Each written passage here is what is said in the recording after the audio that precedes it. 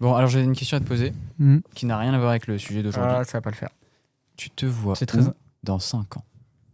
Ah putain, c'est la question que je me suis posée il y a quelques jours de ça. Où je me verrais quand j'aurai par exemple 25 ans?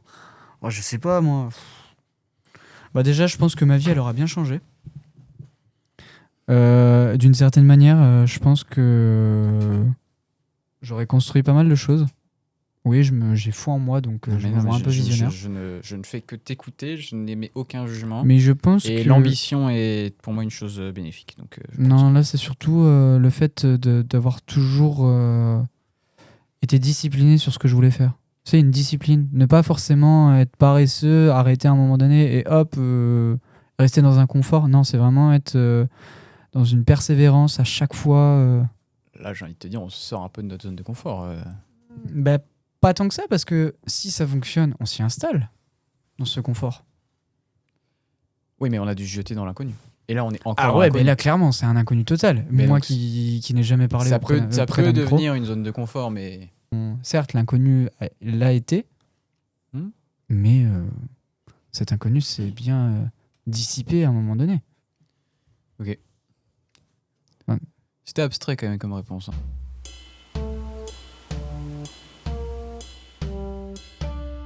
Je commence le sujet du jour. Le sujet s'intitule... Non, je pense que la vidéo s'appellera, ou en tout cas l'épisode s'appellera « Sommes-nous réellement libres ?» Ah, putain. Donc aujourd'hui, on va parler liberté. Mais en introduction, on va faire une petite digression Sur quelle forme de liberté, pour juste commencer. C'est-à-dire Bah, est-ce que c'est en règle liberté... générale, la liberté de notre situation qui est... Ou est-ce que tu parles du système en... Ah non, beaucoup plus large. Oh, ok, putain. Quand je dis beaucoup plus large, c'est qu'on va pas se limiter aux sociétés humaines. Enfin, on va pas se limiter aux sociétés. C'est vraiment l'humain dans l'histoire de l'humain. Enfin, en règle, tu vas très vite comprendre. Mais Ok. je vais commencer par lire un petit extrait d'un livre que je trouve passionnant, qui est une forme de philosophie très concrète, Ouais. qui est théorique, mais concrète. Et c'est extrêmement intéressant à lire, même si c'est parfois des phrases avec une structure très complexe. Peu importe.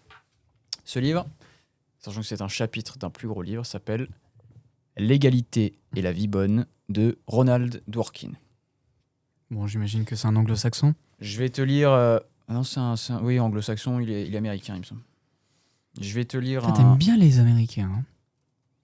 Alors, Christian Ryan. oh là là, Christian Ryan. Christopher Ryan. Merci. Christopher Ryan, américain, je vais californien. T'as quelque chose à dire, technicien? Je préfère. Donc je vais te lire une page du livre. La préface, le préambule. Non, pas du tout, c'est au milieu du bouquin. Enfin, au milieu. Ah, On va réfléchir un peu sur une question que je vais te poser à la suite de la lecture, mais il va falloir que tu sois très attentif pour la lecture. Parce que tu as vraiment pas longtemps. Je pense que le sujet pourrait te parler. C'est un préambule à la liberté. Donc il y a une intro. Petit aparté, et je donne la thèse. Le livre s'appelle « L'égalité et la vie bonne ». Je l'ai déjà dit. Mais le propos du livre, c'est de questionner ce qui va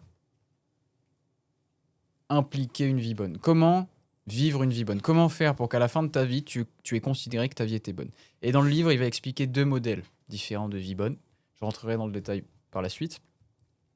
Et donc, son introduction sur comment mener une vie bonne est l'extrait que je vais te lire maintenant. C'est quoi? C'est une sorte de hiérarchisation qu'il fait par rapport à ce qu'il a fait dans sa vie?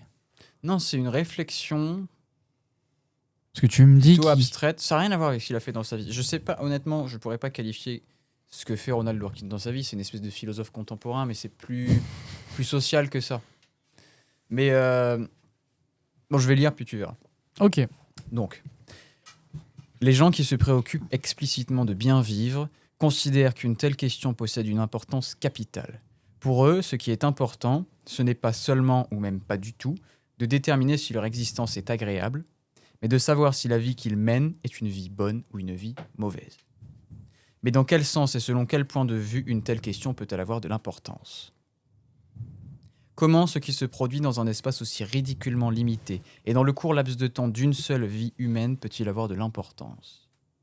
Et même pour ce qui se produit au cours de cet épisode tout aussi restreint, que représenterait la totalité des vies sensibles prises ensemble ?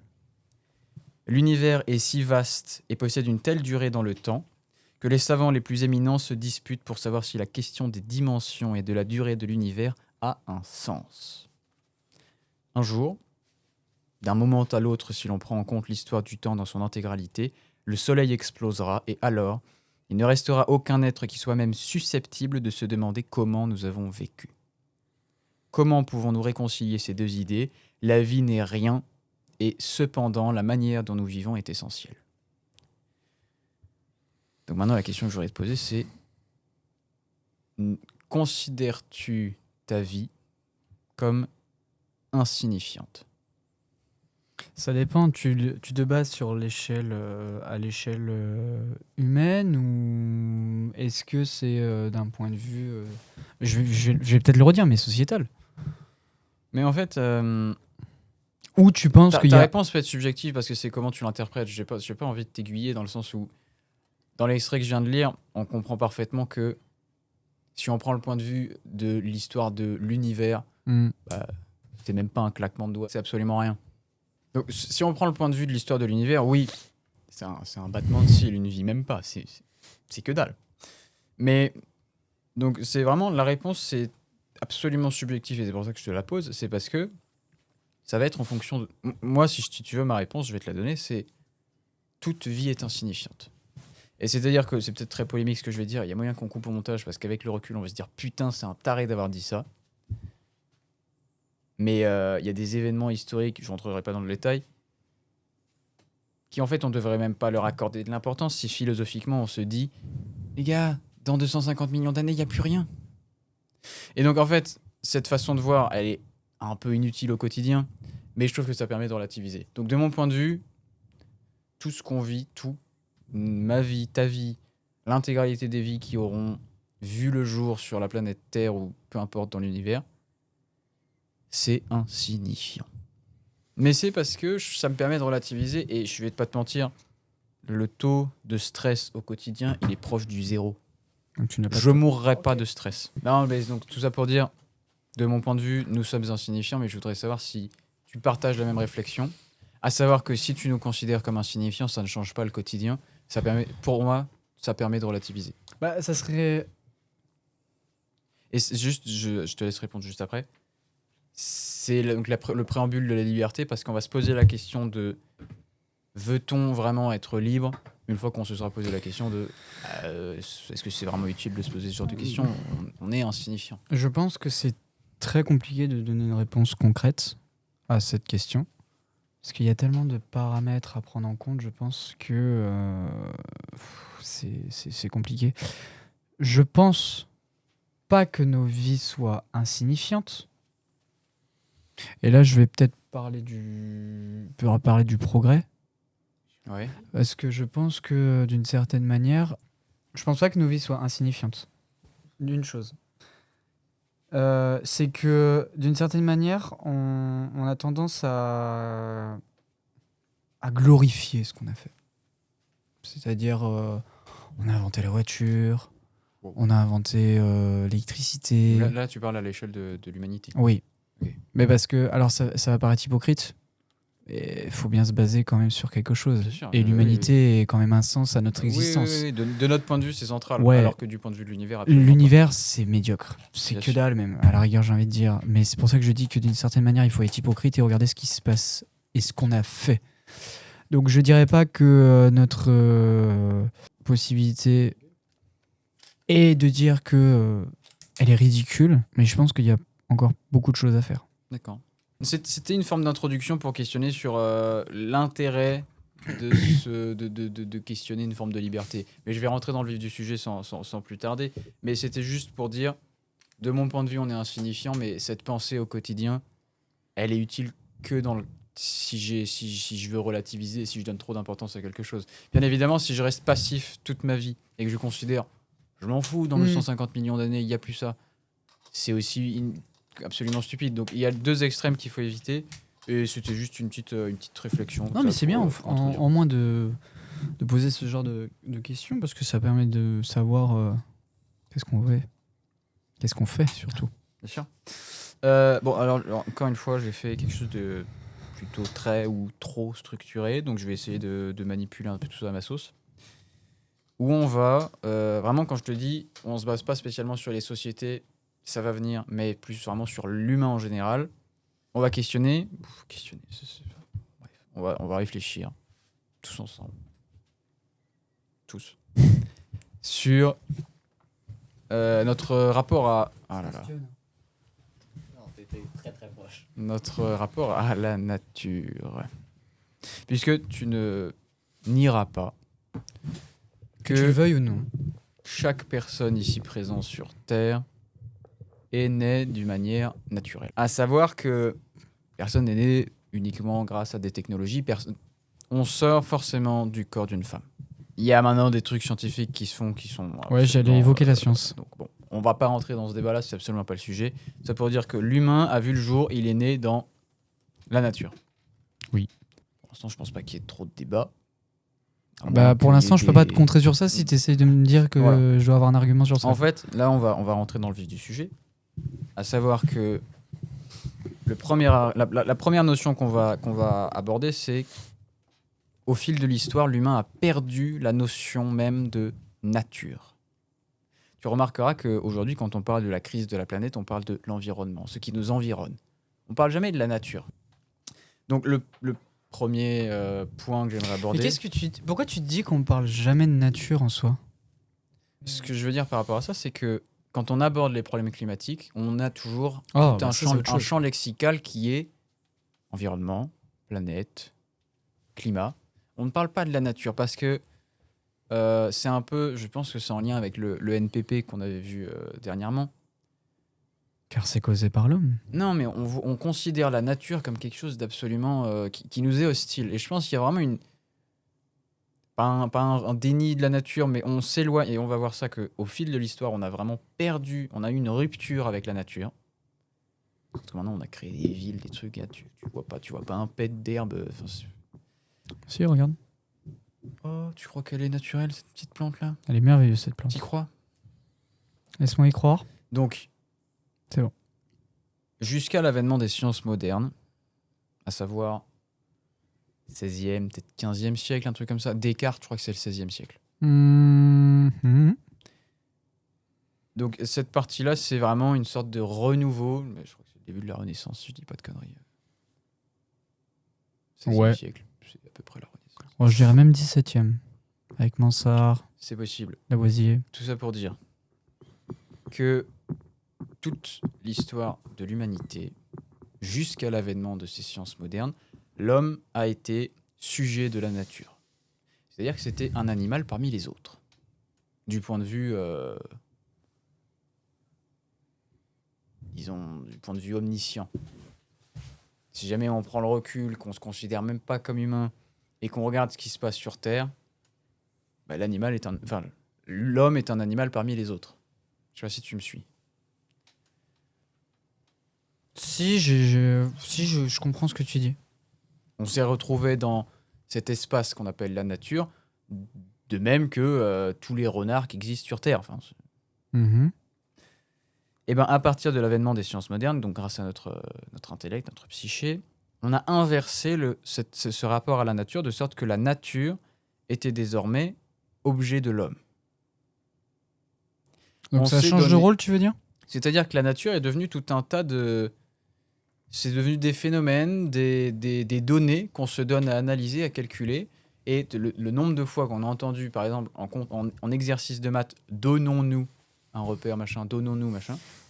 Donnons-nous, c'est littéralement l'illustration du fait que la nature n'est plus qu'un objet à notre disposition. Est-ce que tu trouves pas que c'est une forme d'interrogation à la nature? Est-ce que tu trouves pas, d'une certaine manière, que ça nous permet de mieux la comprendre aussi? Alors, c'est possible. On pourra revenir dans un épisode futur sur doit-on tout savoir, doit-on tout comprendre, Ah. doit-on tout comprendre. Ça, on verra plus tard. Moi, le principe ici, c'est qu'on cherche absolument la liberté. C'est ici le sujet. C'est-à-dire que si on dépend de la nature, on n'en est pas libre. On est un peu, disons, sous le joug de la nature. On ne la maîtrise pas. Et justement, j'y viens. Descartes, à cette période d'avènement des sciences modernes, a écrit que nous allions devenir, comme l'expression, il faut que tu la retiennes, comme maîtres et possesseurs de la nature. Sauf que pour maîtriser et posséder la nature, il faut d'abord s'en détacher, comme je disais, et donc ne pas en dépendre. Si on cherche la liberté, on a besoin de s'éloigner de la nature, on en sort. Bon, maintenant, je vais simplement reparler du mot même nature. L'origine du mot nature fait référence à ce qui prend naissance spontanément, avant et indépendamment de nous. Un avant et un après. Quand tu dis ça c'est naturel, il y a une forme de spontanéité. Il n'y a aucune intention dedans. C'est normal, quoi. Naturel. En fait, le mot parle pour lui-même, je trouve. Après, Ok. c'est bien de le définir, mais... Donc, je relis, ça c'est un extrait de... J'ai oublié, je redonnerai le nom du livre après, qui n'est pas le même. Il y a 2 livres à l'appui. Donc, l'origine du mot nature fait référence à ce qui prend naissance spontanément, avant et indépendamment de nous. Et alors, quand on s'éloigne de la nature et qu'on considère qu'elle est un objet à notre disposition, on perd le sens de la nature qui est une donnée avant nous. Parce qu'on prend le recul, on s'installe dans nos sociétés, et la nature, c'est un espace de jeu. Ce sont des données qui sont à notre disposition. Et donc, là, je vais encore noter, la nature est devenue un ensemble de phénomènes à disposition de l'homme. Et à partir des sciences modernes, la nature, ce que nous appelons la nature, n'est plus que la quantité, l'accumulation des objets que les sujets humains se donnent à étudier. Donc s'il y a 2 points à retenir, c'est que on perd la notion de nature parce qu'on s'en éloigne, et que normalement la notion de nature, c'est donc ce qui prend naissance spontanément avant et indépendamment de nous. Et en fait, et le deuxième point, c'est qu'on inverse notre rapport avec la nature, puisqu'on s'en éloigne, et que nous ne sommes plus sujets de la nature, mais la nature est un objet pour nous. C'est le dernier truc que j'ai lu. Ce que nous appelons la nature n'est plus que la quantité, l'accumulation des objets que les sujets humains se donnent à étudier. Alors, quel est Le point de vue de la science aujourd'hui, pardon, je t'ai coupé, c'est on va étudier ce qui se passe si on cherche à tout comprendre. Donc, ma question, c'est à quoi ça sert maintenant ? Ça, on pourra peut-être en reparler Parce que après. si tu me dis qu'il y a ça s'inverse maintenant, que les rôles ont changé, on va dire.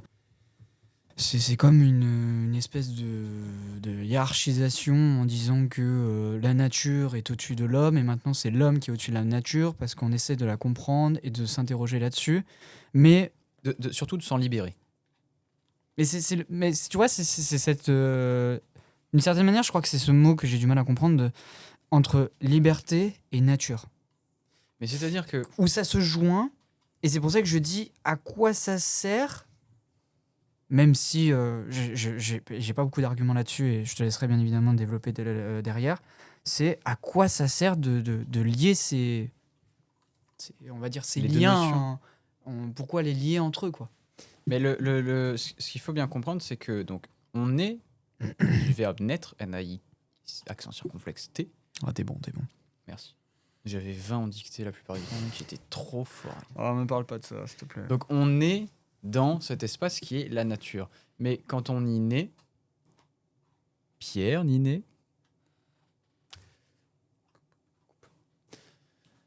Donc quand on y naît, on en dépend. Et c'est une forme d'entrave à la liberté. Tu dois manger, tu dois boire. Ça, on ne pourra pas y faire grand-chose. Mais il y a des besoins primaires. Vitaux. J'ai fait un mélange. On a des besoins primaires. Donc quand on arrive... En fait, ça, je voulais en parler après, mais on peut l'aborder. La base même de la culture humaine, elle se situe sur le pilier de la liberté. L'aboutissement, c'est la liberté. Et quand on est dépendant de la nature, on n'en est pas libre. Je ne sais pas si tu arrives à saisir cette notion-là. Si on est dans la nature, on n'en est pas libre, alors que si on s'en éloigne, si on crée nos sociétés, et si on considère la nature comme un objet, eh ben on s'en libère. Alors j'ai du mal à comprendre.